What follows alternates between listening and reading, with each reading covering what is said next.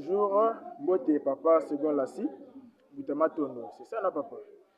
Bon, les autres deux ans d'émission, il y a l'abolition de l'esclavagisme spirituel. En fait, thème d'habituel, les autres, nous interrogé beaucoup plus, ils allaient que quelle est la vraie église kimbangiste? Parce que tout le monde a mamozo bima ebele de gauche à droite. Quelle est la vraie église kimbangiste? Yango pour ça, tu as besoin de yeba, de qui papa. Matondo mingi ndeko journaliste yo ozitango ya kuya kutuna ngabo mutuna oyo. Bato ebele ba mituna karele mo église kimbangisi ya la kanini. Mais na kolimbolela mwa mukie oyo tango bato balobaka tozali ba chrétien. Basala ka allusion ya Christ parce que le mot chrétien est uta na kombo ya Christ. Donc yango nde mutu oyo akokomi bengama kimbangisi ni mutu oyo azolanda mfumu kimbanga. Yango nde nazo tuna pe na bandeko bangai ba oyo balobaka soi-disant bazali ba kimbangisi. Batala nani na entrée église na bango bakomaka nini? Envoyé spécial de Jésus-Christ. Mais mfumu kimbango bako tinda ete na Yesu. D'abord, la vraie église limbangisi pour nana répondre na question na yo ezali biso bangunza ba oyo bazolanda pa ya mfumu kimbango lutte ya mfumu kimbango oko prétendre te oyo la kimbangisi na doctrine ya Jésus-Christ. C'est une fausseté grave, c'est une fausseté grave. Tu sais que mfumu kimbango est décédé dans les années 1951 jusqu'à nos jours.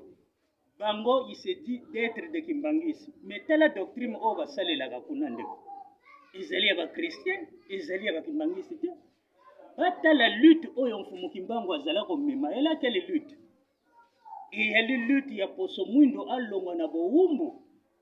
Et banani, ba Tchabiso na Boumbu, wana, ba Mindele. Bango, ba Zulu, sous doctrine, wana, ba Tché, soit disons, l'église na Bango, Bango, Bazava, Kimbangis, c'était Bazali, ba Diangendis. Et plus de précision, l'église on est fondée 9 ans après la mort de Mfumukimbango. Donc Onemo s'est créé en 1960. Voilà pour Namuatango Ona Kokiko Yebisai. D'accord, le second la cite qui mais pour Namamolobi que non, l'église Kimbangiste est fondée 9 ans après Koufa Fumukimbango. Mais c'est là Kimbangiste est à Bongote Yemoko Mouté à Kriaka. Église Kimbangis avant Koufa. Donc, mécanique ko éclaircir bisona likambo wana. Ndeko ngai vraiment otuti libaku oyo pona précision ya bato belé bazali na ignorance na likambo etali création ya église wana. Église dite Kimbangis oyo ya lelo ngana benga kango Diangendisa c'est créé 9 ans après la mort de Mfumu Kimbango. Donc d'abord Mfumu Kimbango est décédé en 1951. Et l'église dite Kimbangi s'est créée en 1960. Donc 9 ans après. Après sa mort. Mais comment il peut créer ça? Que Moto Akoufi a créé un monde. L'église Oyo est financée par les Belges. Raison pour laquelle Ozo Monake, doctrine va chrétien Zanakati. Si réellement il y a qui Kimbangis Oyo Bisoto Landa Kabangonza, Yakolanda Payam Kimbango, na lutte naye, Kasiba Longo la doctrine va chrétien wana. Bon, c'était une façon les Belges de falsifier l'histoire de grands hommes noirs comme Mfumu Kimbango. Raison pour laquelle Basala Kop Bango na papa de Angenda. Cette église est financée par les Belges. Ceux qui battent le courage de voir la vérité, lelo en tant que le second lassi, n'a eu courage de voir la vérité. Comme un siècle, complètement il y a mission Mfumu Kimbango yangoyo. Donc, tout il y a la vérité de quoi bomber le côté. Église oyo Mfumu Kimbango atika yangote. Église Mfumu Kimbango atika qui intwari ke bangunza ça existe jusqu'aujourd'hui en RDC. Mais parce que cette église bazali na ba moyen financier te, bazali na ba relation te. Donc église wana ezali na bomo ya koloba na bato baloba baba Kimbangisi ke bazali ezali créé par Mfumu Kimbango te balana bomo. Ils n'ont pas de relation, mais ça existe. Il n'a jamais créé cette église, c'est faux, c'est faux. D'abord, telle doctrine oba zanango, est-ce que ça va Kimbangis? Lutte oba memakakuna, est-ce que Mfumu Kimbango? Biso toyebi ba disciple Mfumu Kimbango. Ba Matayi Mwanda, ba Mbutalasi ya Pointe Noire, ba Pasteur Ndundu, Tata Nkunku, il avait pratiquement 12 disciples en Fumukimbango. Il n'a jamais créé cette église. Attention, faut pas, comment on appelle ça, faut pas égarer le peuple noir, Oyo Azali, n'a pas sa ayoka vérité, ayoka doctrine naïe. Pour que les doctrines va saler la soit disons bazala kimbangis. Doctrine va chrétien. Ozo la kisabato ba Jean ba Jacques yo le bi kimbangis. Ozali ki ba luka kombo ba ko tchana l'église na ba. En tant que le second la si na yebisi bango avertissement na pesi bango ba luka kombo ba ko pesa yango. Donc ce qui va lingi ba ya ko contredire makambo yo.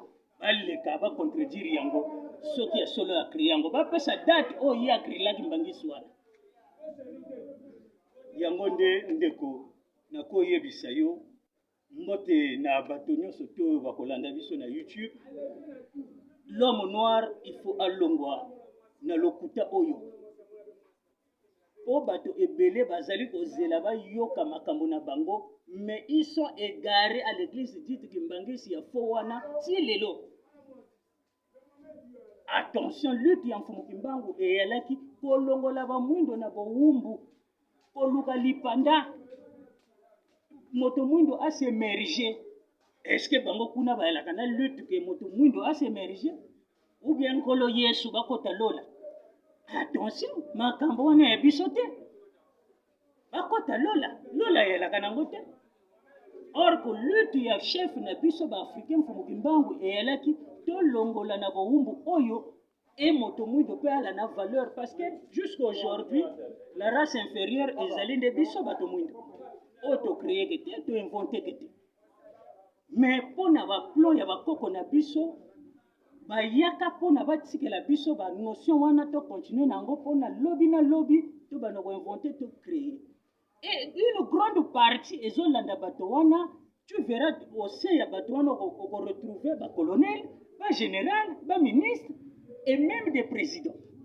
Ils sont égarés là-bas. Attention, revenez en arrière. Botika ko égaré bato wana doctrine wana ezali ya biso te. Effectif oyo eyali na dite église Kimbangisi soki eyalaki na biso bango kasi tokoma mosika.